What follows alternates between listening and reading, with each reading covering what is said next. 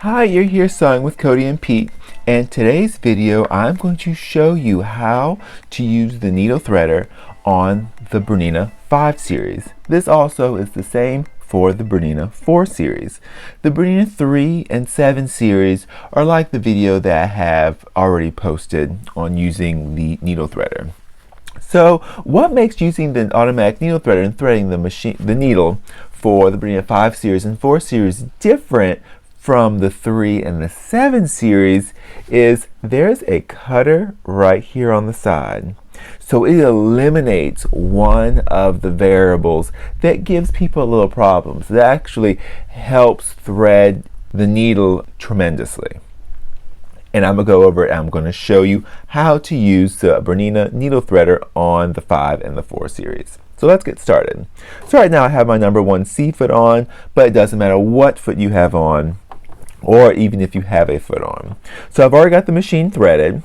So what I'm going to do is I'm going to lower the needle threader, and with the Bernina 570, which is I'm on now, and the 590, the foot will automatically drop. If you are working on the 535 or the 500 and any of the 4 series, you would at this point want to lower your foot before you drop your needle threader. And what that does, it just tightens up the tensions. So what we're going to do, we're going to drop this no more than halfway. So here we are right here. And the reason we don't drop it or bring it all the way down is because we're going to wrap the thread around this pin here. So if you push it all the way down, that pin's no longer accessible to easily wrap that thread around it.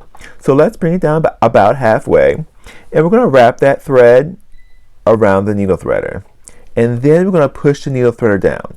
We want to make sure we push it all the way down so that the needle threader itself is all the way forward, because there's a little hook that comes through the eye of the needle, and if this isn't pushed all the way forward, that hook isn't all the way through the eye of the needle and it won't catch your thread.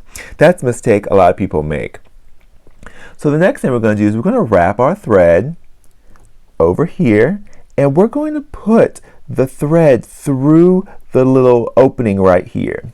And I'm going to show you a different angle so you can really see what I'm talking about. So if you look at it right here, see there's a little opening, a little gap. There's a metal piece here that kind of goes to the back and comes back around. But right in between here, there's an opening.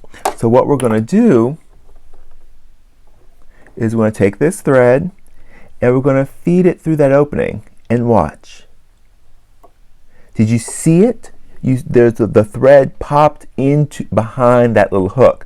I could hear it, but you probably can't hear it. We can also feel it pop in, and now the thread is caught. So now what we're going to do, so now we've got the thread caught, we're then going to wrap it around the thread cutter and cut it.